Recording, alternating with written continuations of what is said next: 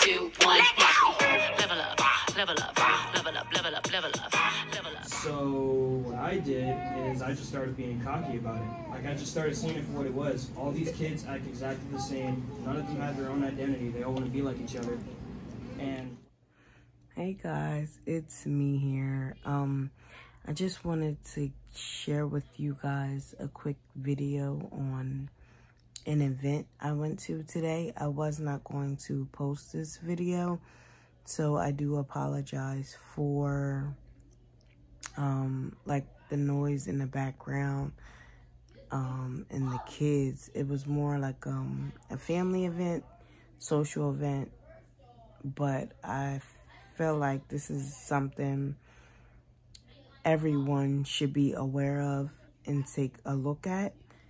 So if you guys don't mind bearing with the noise and stuff that's in the background, I really think that you guys should check this video out, because I think that this will open up a lot of eyes, which it has done for me.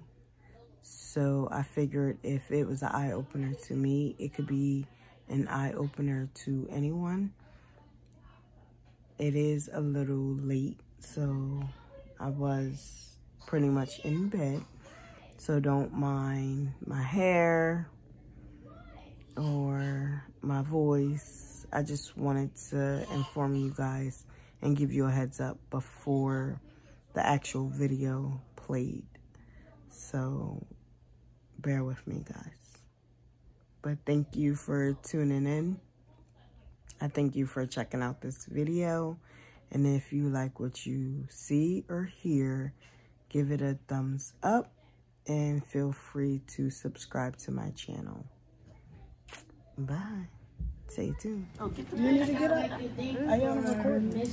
Can you see him?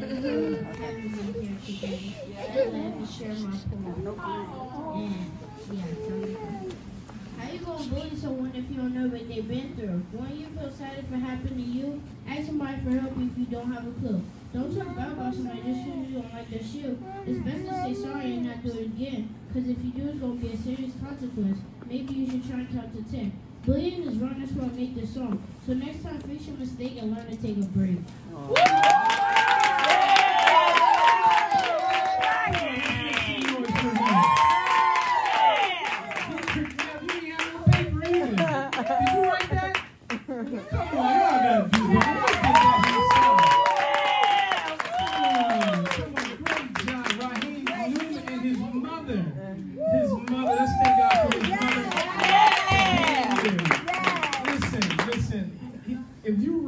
Yourself, that is an awesome job. You hear me? That is an awesome job. And so we want to just get started. We had another poem, but they're on our way, so we don't want to prolong anything. But again, we want to teach our kids exactly what bullying is, how to name it, so that you can communicate to whoever. I feel like I'm having a real problem. Whereas, you know, some problems you kind of want your child to be able to speak up on their own and be able to kind of try to solve on their own. So, what do you guys think? What do you guys think about what bullying is? I think bullying would be like just like talking down on somebody, or like if they're not wearing something that they can't afford, and then you try and say that they're broke because they can't afford it. I think that's a form of bullying, and also like hitting somebody or pushing somebody when they're trying to like focus. So I think that's a form of bullying. Yeah. I think bullying is like when something happens over and over again, and it constantly happens every day. And so like if it happened like this one time and you just like mess with this kid and you don't say sorry, that's not bullying. It's just that you did something wrong and that you didn't apologize. So that's still wrong. But if it like keeps happening, then that's a form of bullying. Okay. There you go. I think that bullying is when you bring down someone's spirit because of what they don't have, and you mess with them because of something they don't have. Fridays, please monitor your child's social media, because every Monday I got to call and deal with something that happened over the weekend that didn't happen at the school, happened online on, I'm sure when I say these names, y'all will know TikTok and Instagram, and I don't even know if y'all do Facebook, but it was another one. I don't know. Twitter, Instagram. Snapchat, you know, it was another one too. Kick, yes, Kick. That's what it was, Kick. And so social media made bullying times a million, because before, when you come to school and he would tease me, she might jump in and tease me a little bit, and I don't know, Raheem, he may not tease me. He might tease me. So now it's 3-on-1, right? But then when you put it online, it's 3,000 against one, or, you know, whatever, however many friends there are against one. So please, definitely social media. That's one thing to monitor. And then, like we said, exclusion. Because if I wanted to sit at the cafeteria table, because I thought all of y'all were cool, and then the first day you like, I don't know if you can't sit there, my friend's sitting there, and I'm like, all right, cool, I'll go sit somewhere else. The next day I come back, nah, you can't sit there again. And then I feel like y'all are kind of pushing me out. That is another form of bullying, right? Because like you said, it's definitely repeated. Mom, you had a great example. When you're forcing somebody, when you're imposing your will on somebody, that is also another form of bullying. And then after that, what does the person that's getting bullied look like? Like, how do they look? So, because, again, anybody can be a bully, right? And and even coming into this, I kept thinking about, like, what are we going to talk about? What are we going to talk about? And we know bullying happens, but I really think, like, we got to think about how we're going to combat bullying. Because from my time in the school, I had Miss Ward knows, last Thursday I was at a funeral. I've only been in the school system for 12 years, and I started off with 4th and 5th graders. So my oldest students are 21, 22, something like that. I've been every single year, I think the past 6 or 7 years, I've been at one of my students' funerals. And this last one, for the past 6 or 7 years, this last one, he was 19, this past Thursday. And I thought about my first year. I had a student who had, and this is a 5th grader, who had a pretty tough life as a 5th grader. And he's in a wheelchair right now. And he was a student who may have been considered a bully while he was in school, but he was more of just an angry kid. Yeah. And I think that's a lot of times how it starts off, a student who has his own issues, and he's imposing the things that he's angry about on the other kids. So just from you guys' experience, how would you say somebody who bullies, or somebody who you would think of in your school, how does that student look, or how does that student carry themselves?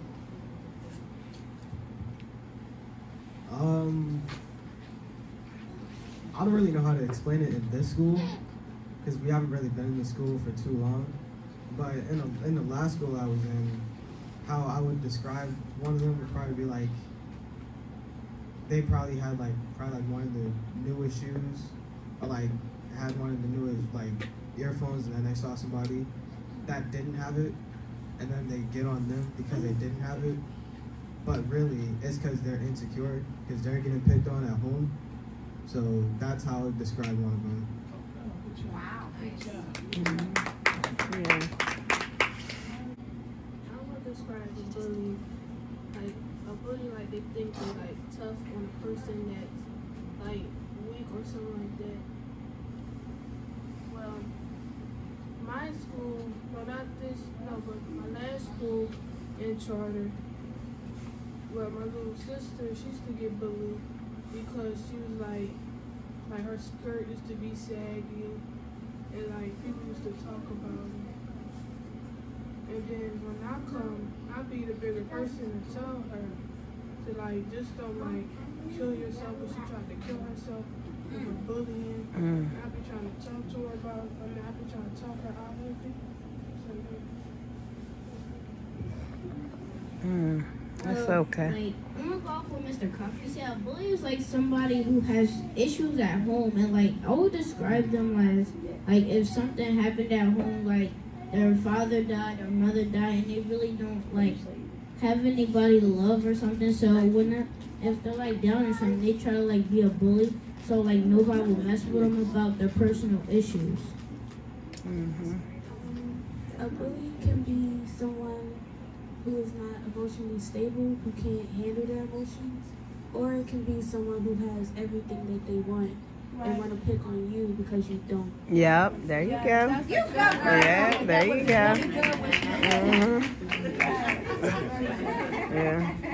So I guess now, and I'm glad you kind of touched on that, like, so when somebody is bullied, right, and you guys have seen it in school, and you guys probably see it more than some of the adults here, because you guys are around a lot of kids a lot.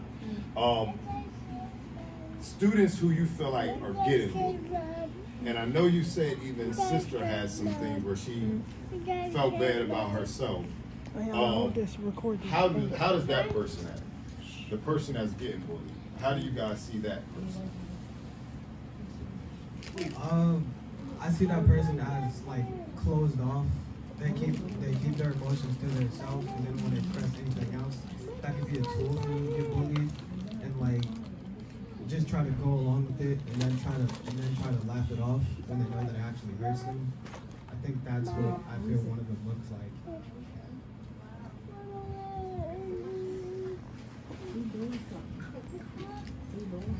When a person is getting bullied, what it looks like, it's like they say, I don't belong on this planet, it's nothing for me here, and then that, like, every day I get treated like I'm just nothing. But at the same time, you should know that God made you and you're not a mistake. And you were made out of creation, and that you know you belong on this planet. Amen.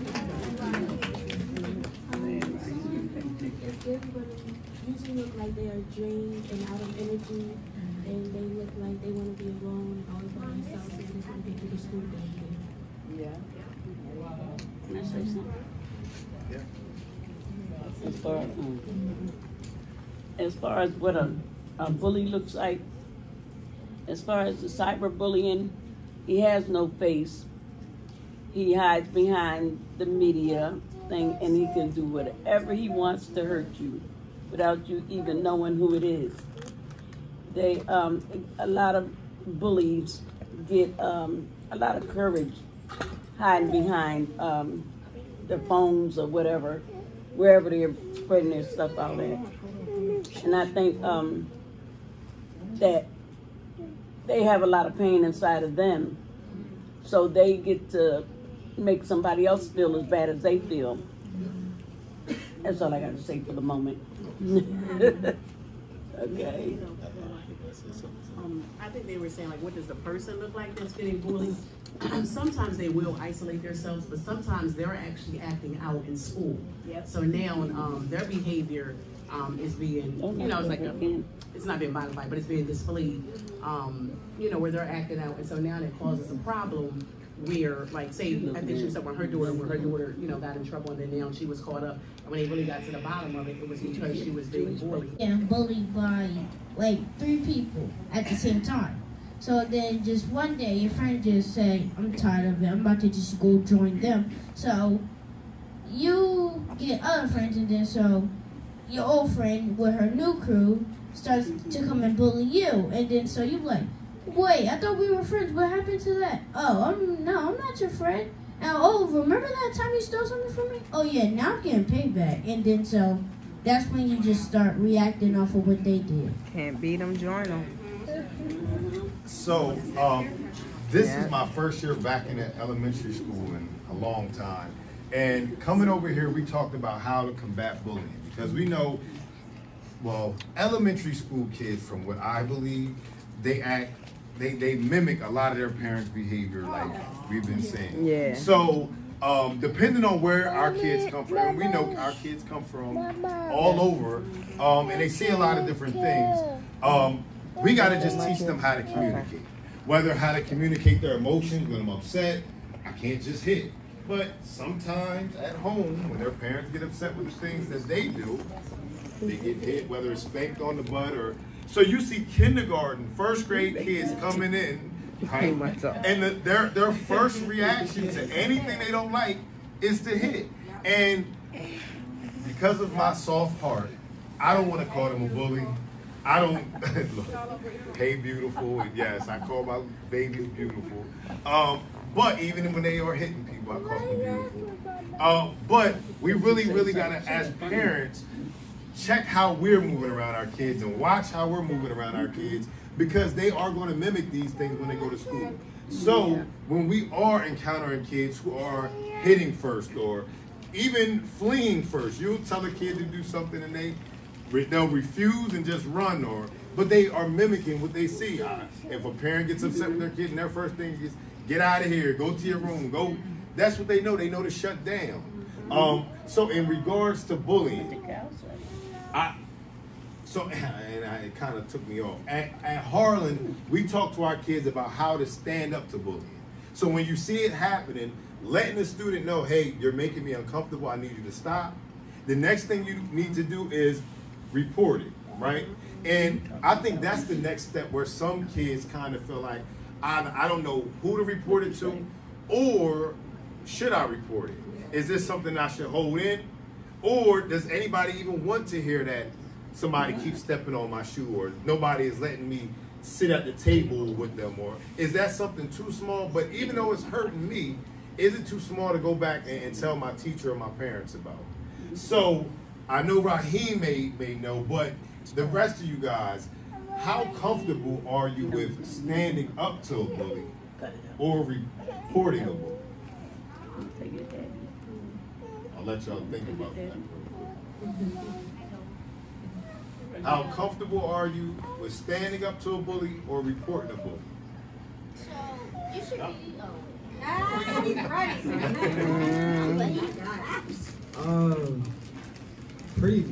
I'm pretty comfortable. I mean, if something has to be said, then I mean, just go and do it. Why not? If you have to get somebody older than you to tell them and try to set them straight, then that's just what you have to do. But if you have enough courage and you can do it yourself to tell them, then that's when you do it yourself. But until then, just get an older person. I feel very comfortable with it. I like her.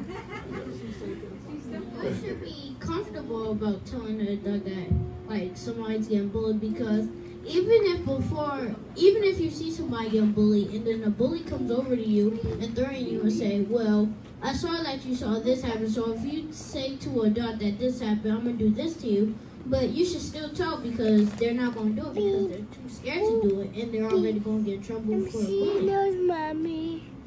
Mommy. I'm seeing those, Mommy. I'm doing something. Here. You wanted my seat. I gave you my seat. I've seen a lot of people just walk past the bullying and just act like it's not happening.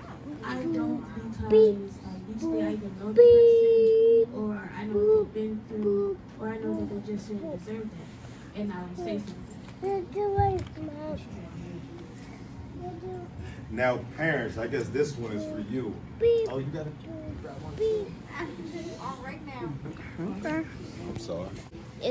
It's comfortable because it's comfortable because if you stand up to bullies, then the bullying can stop one day, and you can help other people.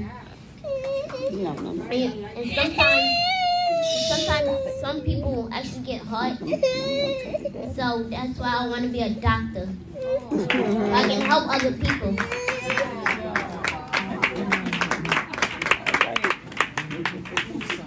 So parents, My I guess nephew. this one is for you. Yeah, that's our grandson. Because you guys are sending your babies off to these schools and trusting that everyone is teaching them how to communicate their feelings, and if something is happening to them, who to communicate it to. So how do you guys have that conversation with your kids? I know some of you guys have kids that are in here, and some people don't have those conversations regularly with their kids. And I have a 5-year-old, and I remember at 2 and 3, and even now, I probably get on his nerve. Did anything happen in school? What's going on in school? How you feeling? And this is me every day trying to talk to him about his day. So even how do you guys talk to your kids about their feelings, and how and communicating if someone is picking on you? Somebody messed with them. Me, being younger at the time, I would tell them, if somebody hits you or messes with you, hit them back. We'll take notes later. Take names later, stop. No. It was more of a, everyone just walks past you like they don't like you, or like you attempt to talk to someone and they just like shun you away. So what I did is I just started being cocky about it. Like I just started seeing it for what it was. All these kids act exactly the same. None of them have their own identity. They all want to be like each other. And like I thought, they're not relevant to this day. Like they still don't know who they are and they're lost right now.